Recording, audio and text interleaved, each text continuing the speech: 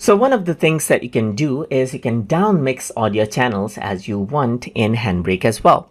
Let's say for that, I'm going to go around over here onto file, and then I'm going to load up a video file with audio. So for that, I'm just going to go around over here, and then I got some videos right here. So let's just go around over here onto you can see that I got video right here. Let me just open that up right here.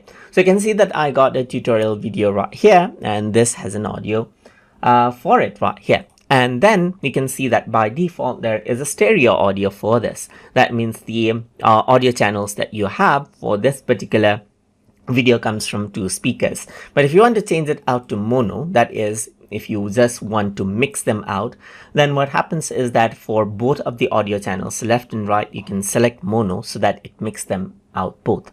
But let's say you only want the audio that comes up from the left speaker of the stereo audio. In that case, you can select mono left only as well, or you can select mono right only as well. So it only uses the audio wave for that particular channel. And that is how you can go ahead and down mix out audio channels inside of Handbrake as you want while converting out videos. So hope you guys learned something as always.